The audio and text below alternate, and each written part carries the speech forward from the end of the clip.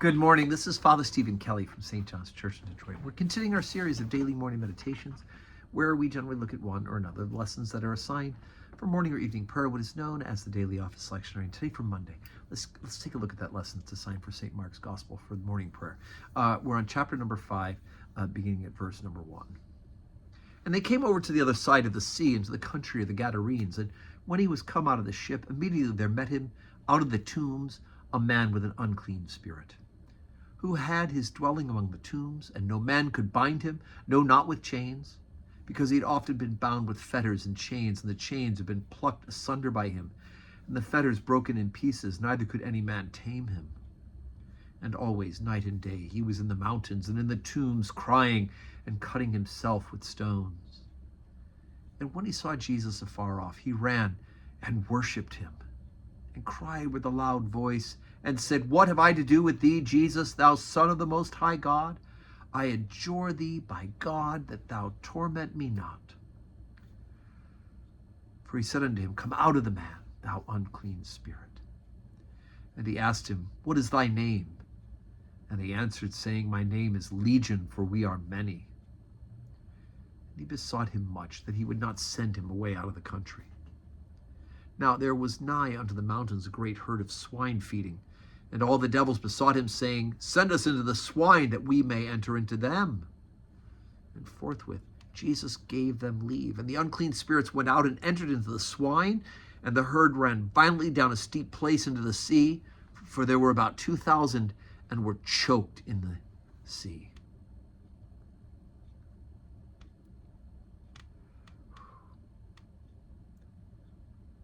And they that fed the swine fled, and told it in the city and in the country.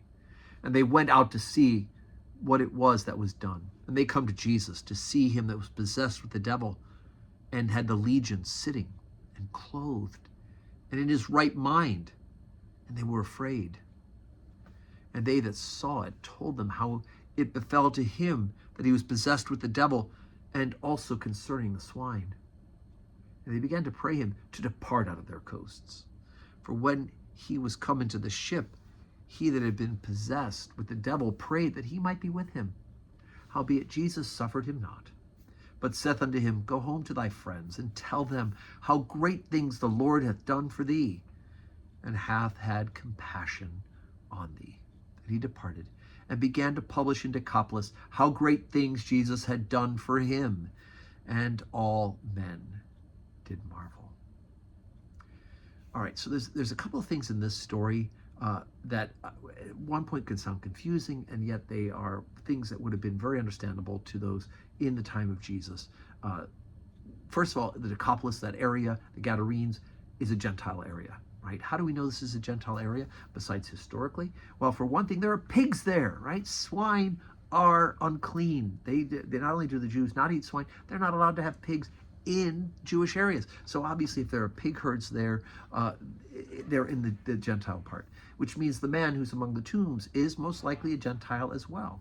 And yet Jesus extends God's mercy and healing to this man, right? The demons have affected him, a legion of demons, and these demons worship Jesus. They know who he is, and they beg him to be sent in the swine rather than just to be dismissed completely.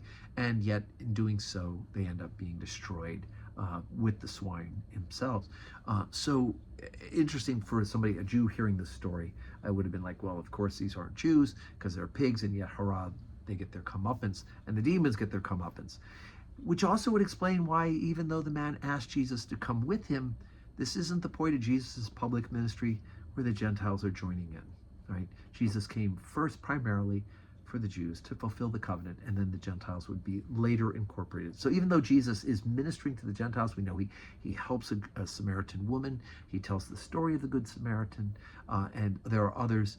The woman who comes and asks for healing for her child, and she said that even the dogs will eat the crumbs from under the table. All these are an example of God extending his mercy through Jesus Christ, his son, to those who are outside of the original covenant. And yet, primarily during this earthly ministry, Jesus is going to be ministering to the Jews. So therefore, this man who is healed, the Gadarene, is left to preach and begin to lay the ground of the good news, so that when Jesus is risen from the dead and the apostles come to that area people in the Decapolis area will say, this is the Jesus that healed that man who had all the demons. And he's now preparing the ground for the gospel to be richly grown in that area. Whew. So today's Monday. We have 12:15 Holy Communion today, 4 o'clock evening prayer. And I do hope that you'll be able to join us in person. If not, pray with us. Pray for us, and we'll pray for you. And may God grant us a Monday that is full of blessings.